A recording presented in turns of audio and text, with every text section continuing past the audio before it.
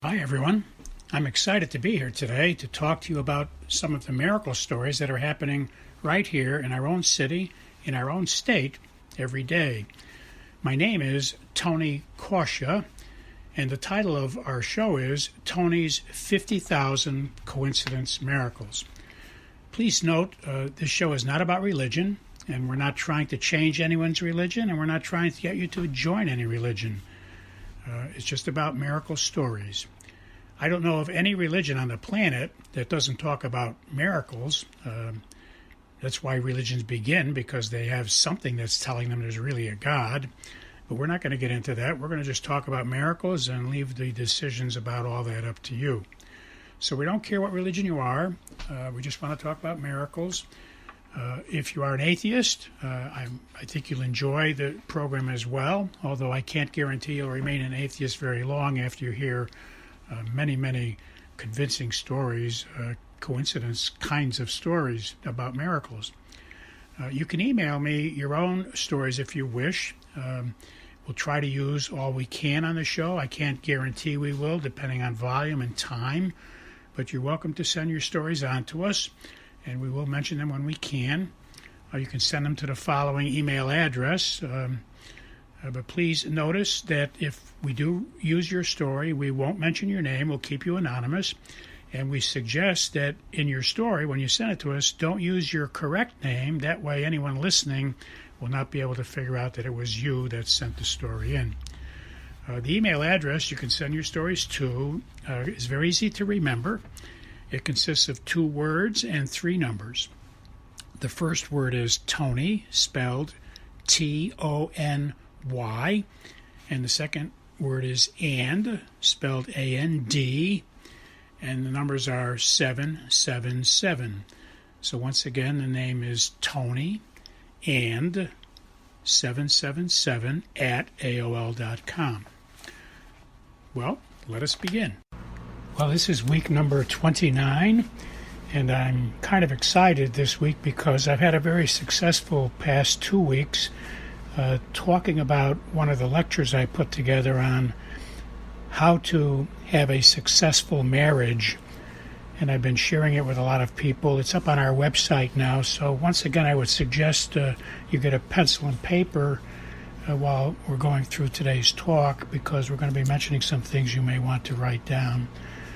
But I'm excited about this lecture, and up on our website now we've got a narrative you can read for free, and it's a narrative on how to take the right steps so you'll have a very successful marriage. And if you're already married and you're having problems, well, the narrative will be very helpful as well.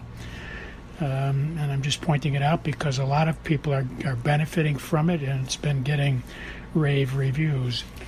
While you're getting a pencil and paper, I'll tell you the gist of it, but you should read the whole narrative, and I'll be giving you the website address in a minute.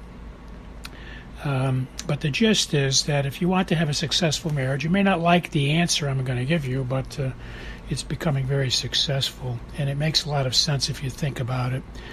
So, and I polled a lot of people over the last 50 years, and I got a lot of input from people.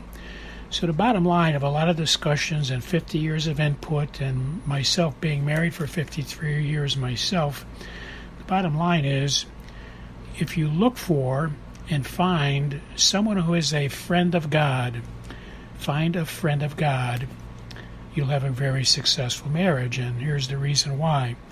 A friend of God is someone who consistently asks God for help, inspirations, in making good decisions.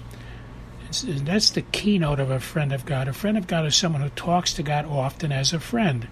And a friend of God doesn't run around making the wrong decisions, because a friend of God can ask God what to do and make good decisions. So a friend of God basically is someone who talks to God as a friend and gets a lot of wisdom from God. And once a person does that, I think probably if they do that for just 1 week, they get addicted to the reality that that's the way to live. So if you ask God to help you with all the decisions you make in 1 week, Every time you need to make a decision, you ask him to inspire you and give you the graces to make the right decisions.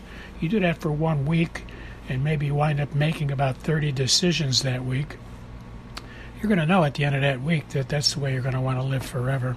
So a friend of God has figured that all out, and they want to live this way. Now, if you find a friend of God, male or female, who's talking to God like that every day, making decisions with God, then that's the kind of person you want to marry. Because when you're having trouble in a marriage, if the person who is a friend of God is mistreating you, or not getting your point, or not being living up to your expectations of who you thought they were when you first married them, you can go to God yourself, and certainly you should be a friend of God yourself, but you can go to God and explain to him the problem and say, look, the next time your buddy, my spouse, the next time your buddy is talking to you, God, do me a favor and straighten him out. And I can tell you, my wife did that in a few cases in my life, and because she was a friend of God, and I was a friend of God, God, in fact, did inspire me very often, so I know it works. I'll give you a quick coincidence miracle about that. After 40 years of marriage, I stopped buying my wife flowers. We were married for 53 years, but after 40 years, I figured she must know I love her by now.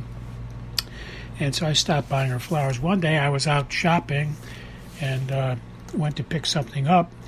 And as I passed by the floral department where the flowers were, I got inspired by God. Why don't you stop and get your wife some flowers? And I said, Lord, she knows I love her. I haven't bought flowers in a long time. And I was talking to him. You see, I'm trying to make a decision. And he inspired me, Tony, surprise your wife. Get her some flowers. So I did. I brought some flowers home. And as I walked through the front door, I had them in front of me.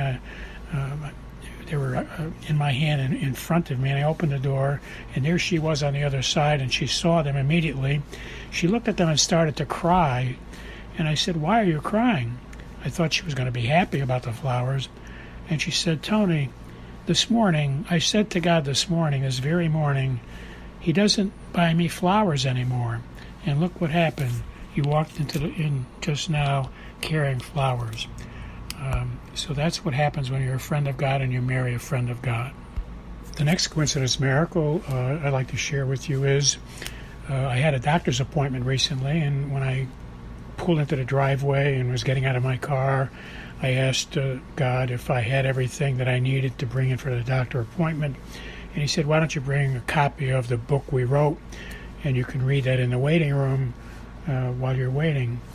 So I took it in, and I was in the waiting room reading the book, and sure enough, a couple of people in the waiting room asked me what book I was reading, and I started to tell them about the book, told them about coincidence miracles and 3 miracles a day in my life. And so we had a lot of discussion about it, and so I want to point it out as a coincidence miracle because God knew that there were people in there who would become very interested in the book, and certainly very interested in the message that we can all talk to God and ask God questions during the day and ask him what to do. Like, for example, bring the book into the doctor's office. And so it was a great event, and I handed them both cards so they could Google more information. And by the way, I did tell you to get a pencil and paper, so I want to give you our web address so you can Google that, and you'll get that narrative on how to have a wonderful marriage, the secret to a successful marriage. You'll find it if you Google the following: https://WCAT radio, that's WCATRADIO, that's WCATradio.com/miracles/. All right, one more time, https://WCATradio.com/miracles/. All right, the next coincidence miracle I'd like to tell you about is I had a couple of people who, over the years, we became friends, and they did purchase copies of my book. And they know all about coincidence miracles, they know about fleecing, etc. And I've explained some fleecing to you in prior shows, and our book explains fleecing. just for those who don't know, in Bible terms, fleecing is what you do when you're trying to make a major decision in your life and you're not feeling comfortable when you're having discussions with God about it. You're not entirely comfortable in feeling you're hearing God correctly. You're probably getting a lot of static from the devil. You're talking to God, you make decisions with Him, and then 5 minutes later you get a lot of stress because, as you know from prior shows, when God is talking to us, the devil knows that, and the devil is going to try to give us a lot of stress after our conversation. For example, that's what the devil did with Adam and Eve in the Garden of Eden. The devil came and said, you can eat the fruit of the tree, etc. So the devil is always coming. Every time you make decisions with God about things you want to do, the devil is going to come and try to convince you that you're wrong and that you're going to annoy God or that it's the wrong decision, etc. And the Bible explains this in Mark chapter 4, verse 15.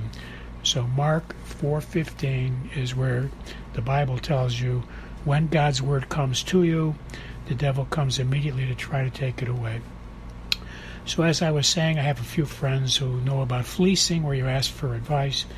And so they got the book and they called me, I think in one case, let's take one case, 2 months earlier, and they were trying to make a decision about should they move back to China or should they continue to pursue employment in the United States.